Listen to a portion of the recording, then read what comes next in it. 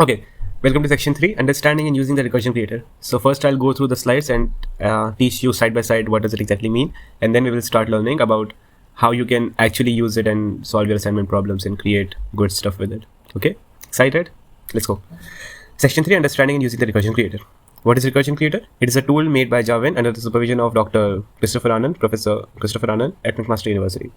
She describes recursion creator as a tool that provides an interactive interface for students to create various shapes using recursion. So you can use code like this in order to create shapes like this. Now I hope you know what's basic recursion and all, okay? It is basically when a function calls itself, so you use the same thing to create multiple copies of itself with different parameters. Okay? Let's divide the tool into sections. This is the tool, this is a URL, original URL. There are 4 sections as you can see. This is the first one for where you can see the output. This is the code one. This is the part where you can just press Ctrl A, Ctrl C and copy the code. And this is for navigation through the different levels. Okay, 1, 2, 3, 4. Okay, section 1, the output. There are zoom in, zoom out button. Here you can zoom out, you can zoom in like this and zoom out like this. This is the target button. This will show you what's your target, what you want to achieve. So here you have this. Originally only one circle is there. Now what you have to achieve is this. Okay, so this is what you have to do to win. Okay, then what is else? Your creation, of course. Whatever you create is rendered here. Suppose I create, instead of 1, I want to create 2, 3, 4, how much ever circle I want, I can create. And all of them will be rendered here. Okay, you got the output section. Next, the input section. So the first one is the default function, this thing. This will be there in all of the stages. There will be a function called myShapes which will give you the final output. Other than that, there will be a new function every time which is defined here. This function's definition is after myShapes. Then there are mutable values, changeable values. You can change this to 2. I'll explain you how this code is exactly running, and also don't worry. I'm just trying to get you familiar with the interface. Okay, so you can move like this along the x-axis, move along the y-axis and everything. Okay, so this is the basic. Other than that, yeah, see this. If I change the value to 5, you can create this, and you change the value of coordinates of movement. You can create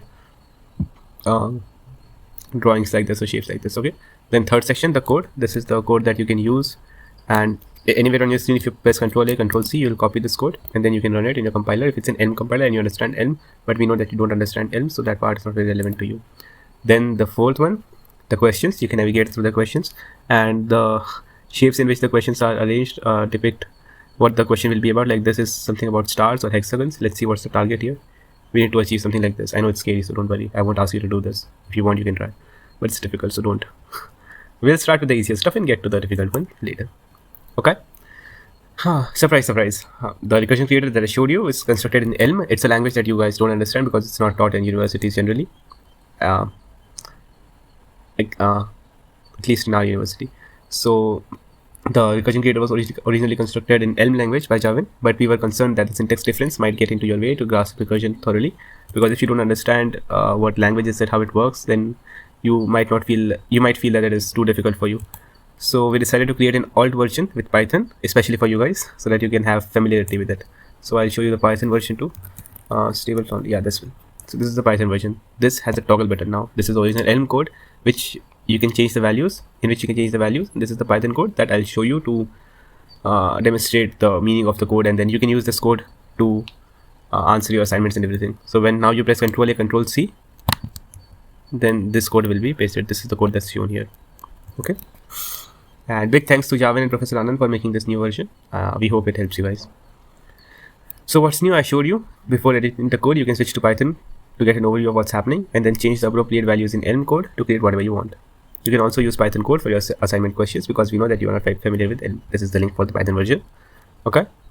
End of section. Now let me show you how it really works and what the code really means. Okay.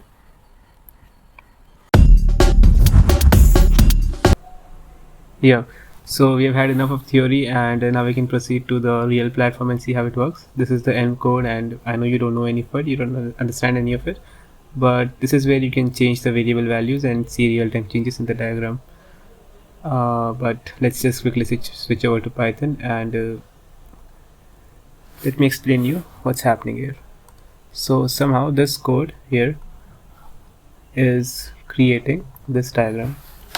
Now Python doesn't have inbuilt functions for group or filled or circle, RGB, all these are abstract functions, and you can think of them like below this piece of code, or maybe even out of this file there's a file in which all these things are defined.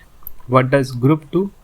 Group makes whatever it has together. Like suppose you have two circles and you put them into a group, now they both will move together, they both will scale together. Okay, that's what group does. Then one more thing you'll encounter very often is filled. Filled means creating a filled element. In this case, you create a filled circle of radius 5, and these are the RGB values: red, green, blue. So it's, as you can see, it's mostly red. So this means create a filled figure which is a circle of radius 5 and it is red in color. Okay, so now you know what is filled along with its parameters.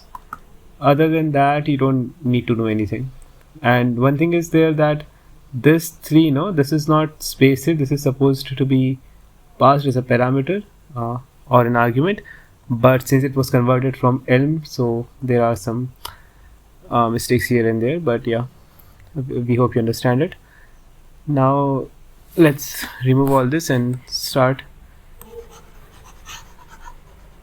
the execution line by line. Okay.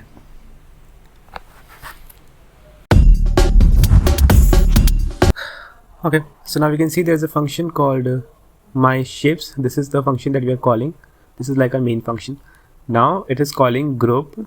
Okay, whatever you obtain, you group it. So we can remove, we can neglect this while writing, because the entire purpose of this is to whatever argument it is passed, it just makes them stay together. So we can ignore this. Now the point is, you have a function one circle and you pass 3 to it. So you can say it like O3. You can call one circle with argument 3. So let's put this down. Let's put this down, and we are called O with 3. Now this function O, one circle, it is defined after this. It takes an argument count. In our case, it is 3. Then we check if count is greater than 0. So 3 is greater than 0. Yep. So we execute the if part. Otherwise, we would have executed the else part. So in the if part, we return. Okay. This return move. Okay. So we have to move something, just like group and filled. This is also a function which you don't need to worry about its execution or its implementation. It is just there, and what it does is, when you pass something to move, you can pass an object and tell how much to move with x and y coordinates. Okay, so this is all about move. This is all I need to know. So you have to move.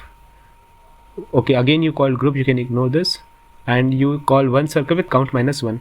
Okay, so you call O with 3 minus 1, which is 2. You move this how much? 10, 0. 10 along the x-axis, 0 along the y-axis. So it means 10 units right. Okay, then what do you do after moving it? Okay, you have to create a filled figure, which is a circle. So we can in fact just write, you have to create a red circle of radius 5. Okay, this is what it means: filled circle 5, RGB 255 55, which is mostly red. So you need a red circle of radius 5 which is filled. So we can write like this. So O3 returns this. Now this returned thing still has a function inside it, which is the same function O, one circle. So we'll need to expand this also. And what this is, move. O2 means one circle 2. Now you check 2 is greater than 0. Yes, 2 is greater than 0. So you execute the if part again, which is return move. Then one circle of 2 minus 1 this time, which is one circle of 1, and you move it to 10 units right, and then you create another red circle of radius 5. Okay, this is what this returned.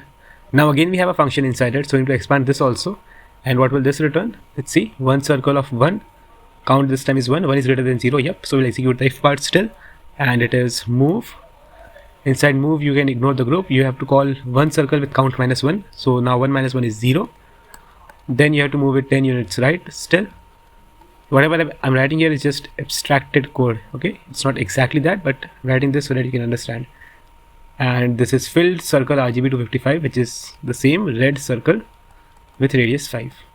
Okay, now again you have the same function.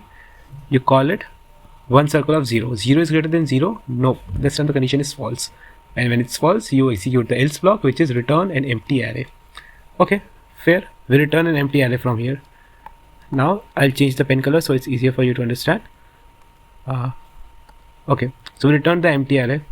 What do we have to do first? First we need to move this empty array, which moves nothing, and then you have to create a red circle of radius 5. Okay, so let's say this is the area, this is the origin. We here create a red circle. Okay, this is not a red. Can I choose red color inside it? Pink works too. Okay, so at the origin we create a red circle of radius 5. This is our first circle. This is what we got till now from this statement. Okay, now we have to return this statement also. So what is this? Move whatever you returned to 10 units right. Okay, so we had a circle, we need to move it 10 units right. So now it will be here. Okay, this is the origin. After that, what is there? Create a red circle of radius 5. Okay, so I need to create one more circle of radius 5, is second circle. Now this is also done.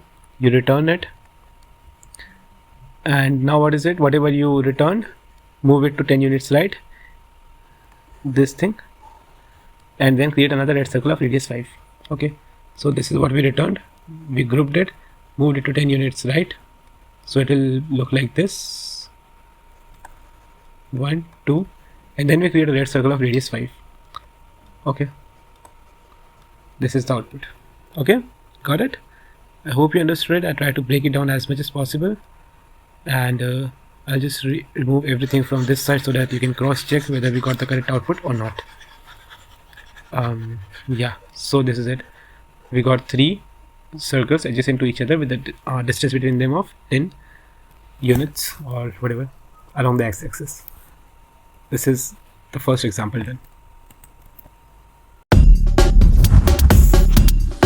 Okay, so now you somewhat understand how it works. Let's try with another example, the second one. We have a circle here right now. Let's try first fitting the winning criteria, then we'll understand how the code works. So from here only you can see you need 1 2 3 4 5. You need 5 circles. Okay, and you need to scale them, or even if you're not understanding right now, don't worry, you'll get it soon because the syntax is different. I'll explain how the syntax works. I'm just trying to achieve this target right now so that we can move ahead. So if you just move everything to the left along the negative x-axis and scale it even smaller, you should scale it to 0.5 maybe. Now let's see. Yep, it's fitting. So yeah, this happened. Now let's explain how this code exactly works. Okay, so just like the last time, you can ignore the implementation of these functions. For example, the scale function, you can understand from the name itself that it scales, it changes the size of the object. And other functions are filled circle, this is the same as we studied last time. Then there is my shapes function, one circle scale count, which is defined here. So it's almost the same thing, just a little more complex. So stay with me. And this is the main function. We call one circle scale 5. So the recursive function is called, let's say it OCS maybe, with the input 5. Now it is defined just below this. If the input is greater than 0, count is input. If count is greater than 0, then you do this, otherwise you do this. So 5 is greater than 0. Yep. So we return this thing, move. Okay, so move, scale. Okay, what do you scale? You can ignore this group thing. Scale whatever you get from this.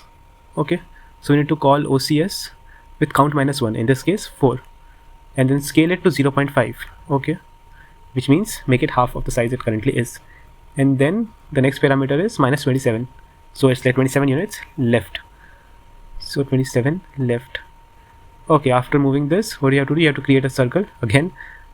It is filled circle of radius 15, and still it's red, so you can say a red circle of radius 15. Okay, the first function call is done. Now you need to expand this. So in the similar fashion, move, because after 5 now you have 4, so you check 4 is greater than 0. Yep, 4 is greater than 0. You return this thing, which is move, then scale, then the same function with count -1. So 4 minus 1 is 3. Then you scale it to 0.5. Then you move it to 27 units left and create a red circle of radius 15. After this statement is done, you can see still you have a function call. So you call it back, you move, you scale. 3 is still greater than 0, so we have to do all this. OCS of 3 minus 1 2, scale it to 0.5, move it 27 units left, and draw a circle again. One more function, so we again check 2 is greater than 0, you have 2 is greater than 0, so do the if condition still, which is move and then scale. Inside scale we pass OCS of 2 minus 1 1, you scale it with 0.5 and you move it 27 units left. So that's all, and this red circle again. Now one more time the same function, 1 is greater than 0, yep, 1 is greater than 0, you move S OCS 1 minus 0 0, 0.5 again, and 27 units left plus the same circle. Now you see OCS 0, if we call 0 is greater than 0, nope. So we need to execute the else part, which is return an empty array. So let's try returning the empty array. Okay, so this is scale the empty thing to 0.5. It does not make sense, so nothing will happen. Now you have to move this empty thing to 27 units left, still nothing will happen. So this thing will do nothing, and all you have is a red circle.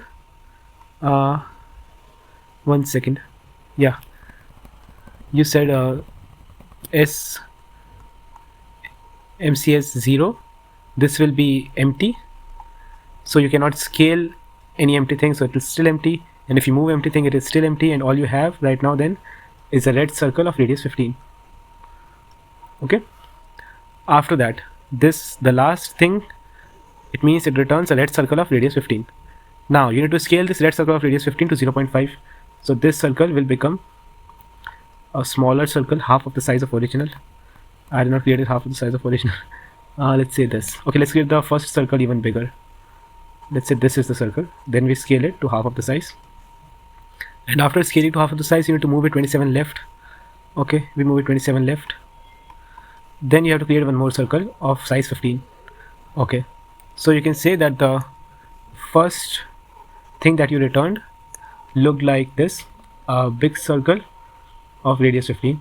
Then what you did, you made that big circle scale to the half of the size and then move it 27 left, so like this, and then added one more circle. Now you returned these two circles up. What it does, whatever you returned, scale it to 0.5. So this will be scaled to 0.5 down, and this will also be scaled to 0.5. Then both of them will move 27 units left, so it will be like these two circles move 27 units left, then you add another red circle which is a 15. Similarly you return this, then all three of them will scale down 0.5 and move 27 units left, so you have 3 even smaller circles, and then you create another circle of radius 15.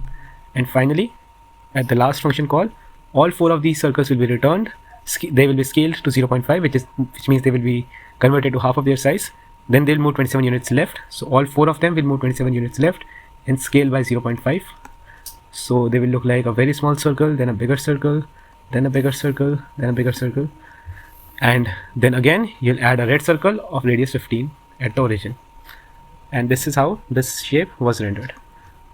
Okay.